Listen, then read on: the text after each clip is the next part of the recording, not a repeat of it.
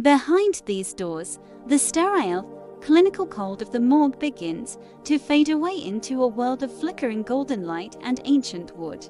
This is Anna's sanctuary, an intimate space where the air is thick with the scent of old books and the comforting aroma of herbs.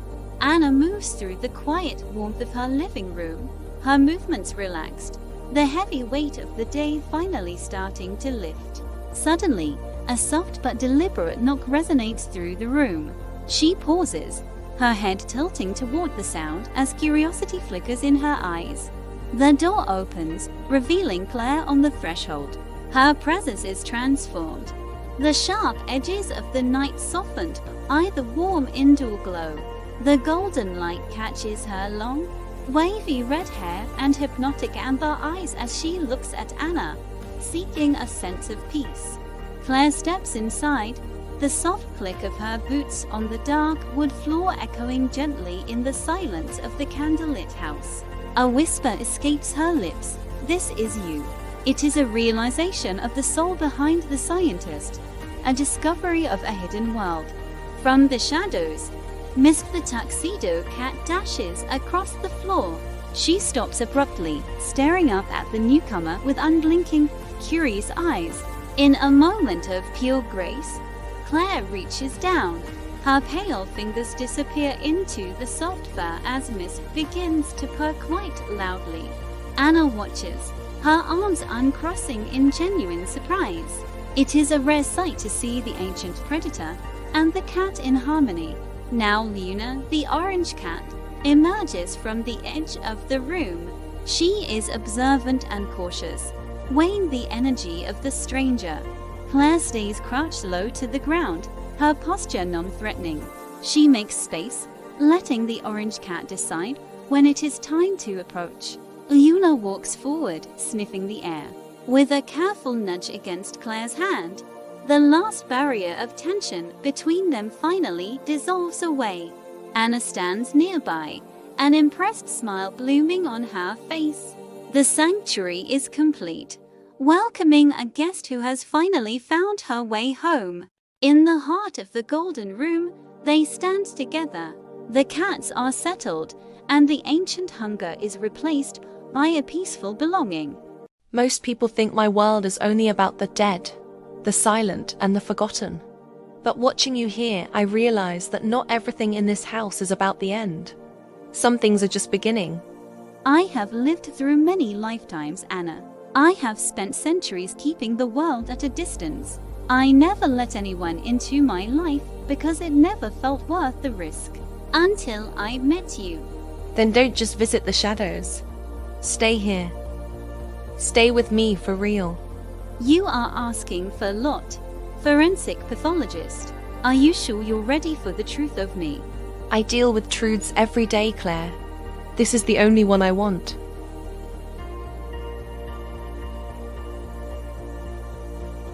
We've made our choice. And I choose you. Every night, for as long as we have. In the silence that followed their first kiss, the world seemed to narrow down to just the two of them. The air was thick with the scent of rain, and the sudden realization that everything had changed. Anna's breath hitched as Claire's cold fingers traced her jawline with a tenderness that defied her nature. "You're not very good at keeping distance," Anna whispered. Claire smirked softly. "Neither are you." For a fleeting moment, Claire's amber eyes flared with a primal, intense hunger as her gaze drifted to the pulse in Anna's neck. Yet Anna remained steady, offering trust where others would offer only fear.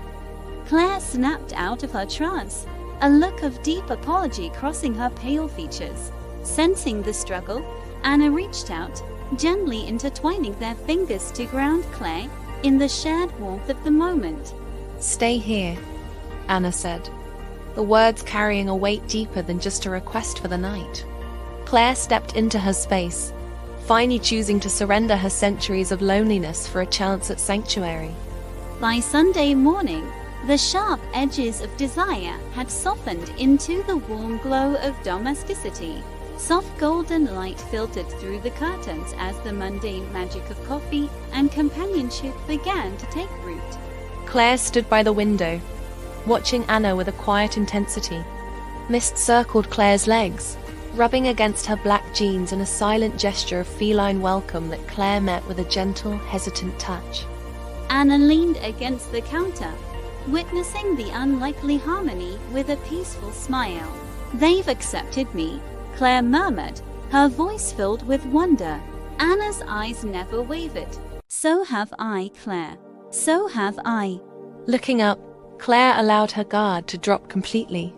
The vulnerability in her amber eyes was raw and beautiful.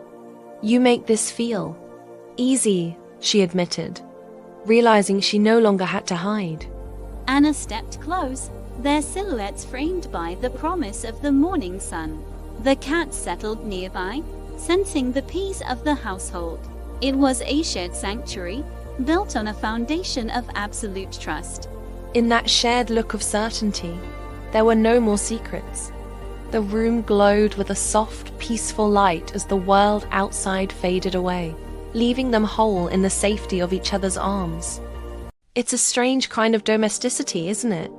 Neatly labeling these like they're just another grocery run for the week. It is the most beautiful thing I have ever seen. A quiet mercy kept behind a cold door. "Thank you, Anna." The silence of the night used to feel like a cage. Now, with the hum of your laptop, it feels like a melody. I never thought my forensic reports would be someone's lullaby. But I'm glad you're here, Claire. I'm glad you're finally resting. I'm telling you, this album is a masterpiece.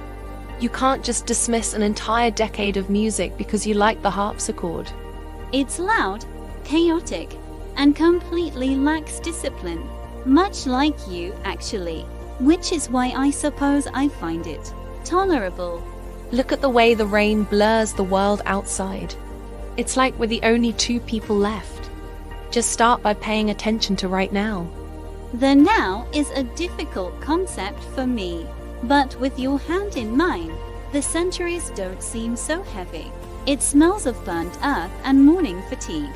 I don't understand why humans crave this bitterness every single day.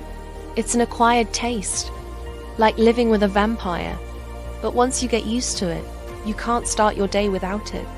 Mist and Luna don't care about our differences. To them, we're just the providers of treats and warm laps. They are the only ones who truly understand the rhythm of this house. Silent witnesses to a life I never thought I'd have.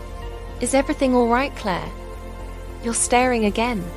The world isn't going to disappear if you close your eyes for a moment. I was just making sure you were real. The shadows have a way of playing tricks when the heart is full. I've spent 14 years ready to run at the first sign of a sunrise. But here, with you, I don't want to leave. Then don't. The road has had enough of you. Stay here. Stay with me. And let the rest of the world fade away. I choose this. I choose you. For as long as the stars allow, and perhaps a little longer. Welcome home, Claire. You're not hiding anymore. You're exactly where you are meant to be. For the first time in an eternity, the hunger is quiet. This isn't just a house. It is a belonging. The city outside is a distant hum of rain and tires on wet pavement. But inside this sanctuary, the world has narrowed down to a single point. The air is thick with the scent of old paper and the faint, cold ozone that always seems to follow Claire. Anna's fingers trace absent, rhythmic patterns on the fabric of Claire's shirt, a silent language developed in the quiet hours before dawn. We are really bad at this, aren't we? Pretending that this is just something casual. Something that doesn't keep us both awake. Claire looks down, her amber eyes reflecting the soft glow of the room, her expression unreadable but intensely focused. She has spent centuries avoiding the weight of a gaze like this, yet here she is, unable to turn away. Claire's voice is a low vibration, a sound like velvet dragging over stone, as she finally breaks the silence. You just haven't said what this is yet, Anna. You've left the words hanging in the air between us like a ghost. I don't want to leave. Not tonight. Not when the sun comes up tomorrow. And especially not you. Anna moves, A slow and deliberate shift that closes the final few inches of space left between their lives. There is a gravity here that neither of them can fight anymore.